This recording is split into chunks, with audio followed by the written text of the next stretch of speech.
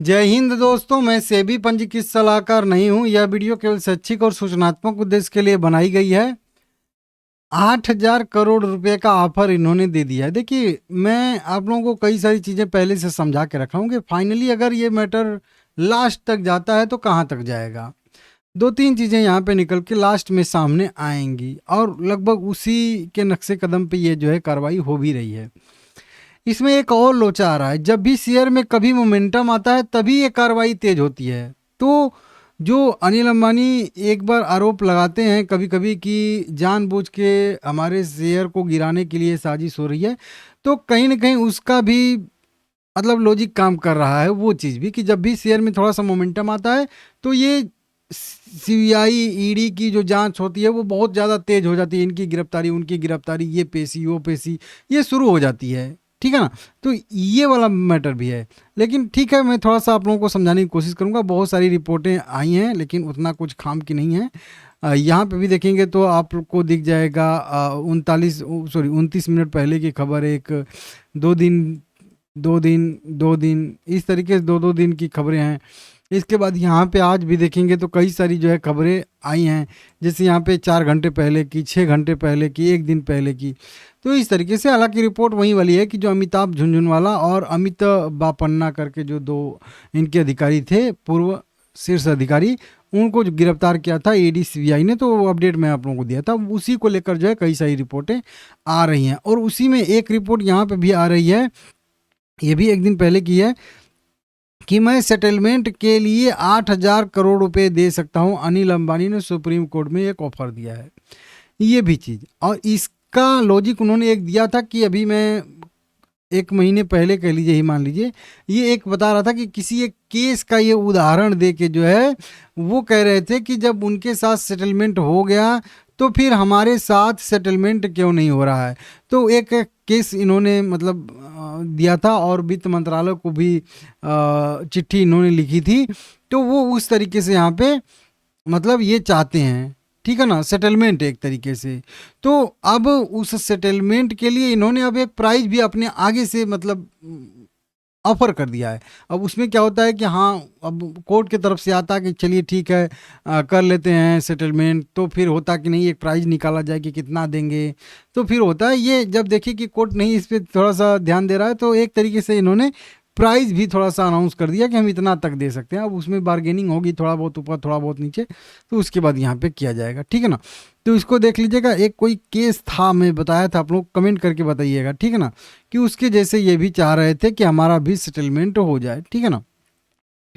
अब देखिए, इसमें जब 8,000 करोड़ रुपए का इन्होंने ऑफर किया है तो ये मतलब जो इनके विपक्ष में जो भी कह लीजिए कई सारे बैंक, 2-3 बैंक हैं उनके जो है तरफ से जो है कोई उधर बयान दे रहे हैं। तुषार पांडे करके कुछ हैं, उन्होंने दिया है उधर से बयान कि ये एक क्रिमिनल एक्टिविटी है। इसमें मतलब डिफ़ॉल्ट वाला मैटर ये नहीं है कि कोई कंपनी डिफ़ॉल्ट कर गई, और ये कई बार मैं समझाया हूँ, ये डिफ़ॉल्ट वाला मैटर नहीं है। डिफ़ॉल्ट वाला मैटर होता तो ये सेटलमेंट हो जाता, कम में भी हो जाता, समझ रहे हो। लेकिन ये मैटर है कुल मिला के कह लीजिए कि धोखाधड़ी वाला, मतलब फ्रॉड वाला ये केस है। तो इसकी वजह से इसमें जो है मतलब तैयार नहीं हो रहे हैं लोग कुल मिला के समझौता करने के लिए, सेटलमेंट करने के लिए। ठीक है ना? क्योंकि बैंकों का यह मानना है कि कोई भी कंपनी जब डेट लेती है, कर्ज लेती है, तो अपने बिजनेस में पैसा लगाती है।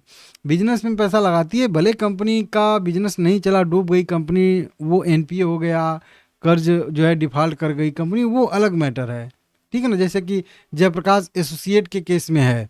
तो जयप्रकाश एसोसिएट के केस में सिंपल था कि कंपनी ने इतना कर्ज ले लिया था कि कर्ज के तले दब गई थी। फ्रॉड एक भी पैसा का नहीं हुआ था, मतलब जितना पैसा लगा था कंपनी ने लिया था वो सारे के सारे वो अपने बिजनेस में यूज किया। बिजनेस नहीं चला, फेल हो गया, तो वो अलग चीज़ है। यहाँ पे उल्टा केस है, यहाँ पे पैसा लिया गया है और उसको घुमाया गया है चक्री की जैसे, मतलब उसका काम ही नहीं हुआ है। अगर काम हुआ होता सही से तो शायद कंपनियां न डूबती और अच्छा खासा अर्निंग करती, और अर्निंग करने के बाद हो सकता है कि उस कर्ज को चुका भी देती। तो पैसे का यूज नहीं हुआ है कुल मिला के, वो मतलब उसका गबन हुआ है एक तरीके से, समझ रहे हो आप लोग। तो उसमें मतलब जो विपक्ष वाले हैं कह लीजिए, इसके जो कई सारे बैंक हैं, जो अभी मैं पढ़ रहा था, जल्दी जल्दी में मिलता नहीं है ना, वो एक एक कर काट के रखना पड़ता है। तो वो कह रहे हैं कि हम जो है ये नहीं मानेंगे क्योंकि ये फ्रॉड हुआ है, तो या तो पूरा पैसा दो, सेटलमेंट तो होता कि भाई कंपनी डूब रही है तब ना। तो वहीं इस तरीके से कई सारे लॉजिक अपने अपने साइड से दिए जा रहे हैं। हाँ, ये 3 बैंकों का एक बैंक ऑफ बड़ौदा है, इंडियन ओवरसीज और आईडीबीआई के कंसोर्शियम की तरफ से सॉलिसिटर जनरल तुषार मेहता थे, इन्होंने यहाँ पे कहा है कि ये जो है मतलब मैटर वो वाला नहीं है कि इसमें होगा। तो इस तरीके से अब देखिए, मैं आप लोगों को कई बार समझा चुका हूँ कि इसमें होगा क्या। अब यहाँ पे ही वही चीज़ बात चल रही है कि जो आरोपी झुनझुनवाला, श्री झुनझुनवाला और श्री बापन्ना थे, इसमें कुछ ईमेल मिली हैं। अब उस ईमेल में ये निकल के सामने आ रहा है कि ये श्री जो झुनझुनवाला करके हैं, उन्होंने आदेश दिया था कि मतलब कि बापन्ना को कुछ जो है मतलब पैसा इशू करने के लिए, ऐसे वैसे करने के लिए। तो ये ईमेल एक जो है मतलब मिला है कुल मिला के, ठीक है ना, प्रूफ के तौर पे। अभी ये दोनों लोगों को दिखाया जाएगा, उस पर जो है पूछा जांचा जाएगा, जो भी है उस तरीके से। तो अब क्या है कि देखिए, मेन अगर कोई जो भी लीडर होता है या फिर कोई भी जिसको मास्टर माइंड हम लोग कह देते हैं, तो वो सीधा इन्वॉल्व नहीं होता है। तो इसकी वजह से वो जो है अपने प्यादे को रखता है, क्योंकि कभी अगर ऐसी स्थिति आती है तो होगा। मैं क्या बोल रहा हूँ कि अगर ये कार्रवाई अगर लास्ट तक जाएगी तो या तो सेटलमेंट पे मानना ही पड़ेगा, उसके अलावा कोई ऑप्शन नहीं है। लेकिन बैंक चाह रहे हैं कि ये फ्रॉड वाला केस है तो इस पर सज़ा हो, मतलब अनिल अंबानी को, जो लोग भी दोषी हैं उनको मतलब सज़ा हो। पैसा तो मिलेगा वो तो चलिए ठीक है, नहीं मिलेगा वो चलिए ठीक है, लेकिन इन लोगों ने गुनाह किया है एक तरीके से, मतलब ये मतलब बैंकों का मानना है। तो इस तरीके से अब इसके बाद जो है इनके शीर्ष अधिकारियों पे ये जो है आरोप आ चुका है। शीर्ष अधिकारी जो है इसमें शामिल हो चुके हैं। अब शीर्ष अधिकारी शामिल हुए हैं, शीर्ष अधिकारी के बाद भी हो सकते हैं कि एक स्टेप नीचे वाले भी शामिल हो जाएं। तो अगर लास्ट तक जाएगा तो इसमें आरोपी निकलेंगे केवल इनके अधिकारी ही, जैसे डायरेक्टर, सीएफओ, सीईओ अगर होंगे कोई तो वो आएंगे, डायरेक्टर और टाइप के आएंगे, ठीक है ना, इस तरीके से वही लोग। क्योंकि भाई अगर कोई भी कंपनी का एक मालिक है, लेकिन फाइनेंशियल कौन देख रहा है, तो सीएफओ देख रहा है, मतलब और कार्य कौन देख रहा है, तो सीईओ देख रहा है, सीओओ देख रहा है, वही लोग देखेंगे ना, साइन तो उन्हीं का रहेगा ना लगभग लगभग हर जगह पे। तो वहीं पे जाके मैटर खत्म होगा। अब इसमें एक चीज़ वो वाली निकल के सामने आ जाती है कि मैं फंसा तो तुम्हारा भी नाम लूँगा मुझे बचाओ। तो अभी ये जो ऑफर हुआ है पैसा 8,000 करोड़ रुपए का, ये इसी वजह से, क्योंकि अभी ये दो लोग गिरफ्तार हुए हैं।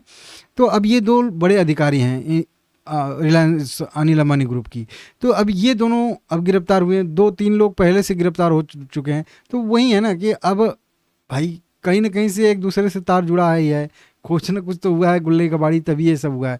तो वो जब दबाव डालते हैं कि नहीं आप ये करिए, नहीं तो हम फंसेंगे, तो आपको भी ऐसे कर देंगे वैसे कर देंगे, तो वो वाला सिचुएशन होता है। तो उसके थ्रू फिर जाके जो है मतलब अनिल अंबानी पे वो जो है शिकंजा कस सकता है या फिर जा सकता है, ठीक है ना।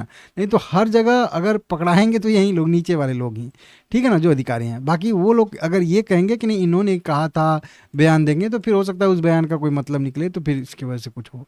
तो इस तरीके से यहाँ पे है। बाकी मेरा भी मानना है कि भाई बहुत लंबा मैटर है, बहुत पुराना मैटर है, सेटलमेंट कर देना चाहिए भाई। उद्योगपतियों की मैं पक्ष में रहता हूँ, क्योंकि वो भाई बढ़िया है मुझे लगते हैं, ठीक है ना। भले ही भाई हो जाता है कभी गलती सही, लेकिन ठीक है, अपने हिसाब से आप लोग देख लीजिएगा। यही है, क्योंकि दिक्कत हो रहा है शेयर होल्डर को, रिलायंस पावर, रिलायंस इंफ्रा बेफालतू के गिर जा रहे हैं। और अभी कोई और दिक्कत हुई तो रिलायंस पावर थोड़ा सा रिकवरी कर भी रहा था तो फिर से गिर जाएगा। और ये मैं बता भी रहा हूँ आप लोगों को कई दिन से कि केवल ये पुल बैक ही है एक, ठीक है ना। तो पुल बैक है तो यहाँ से कभी भी एक गिरावट आ सकती है। हाँ, गिरावट अगर आती है 26 रुपये 25 रुपये तक, ठीक है, फिर से रिकवरी करना शुरू कर देती है, 31 रुपये को ब्रेक करती है, तो फिर बढ़िया मोमेंटम मान लेंगे कि हाँ रिवर्सल है। नहीं तो यहाँ से कभी भी फिर से जो है नीचे गिर सकता है। तो देख लीजिएगा आप लोग। बाकी कोई और नया अपडेट आएगा तो मैं बताऊँगा आपको।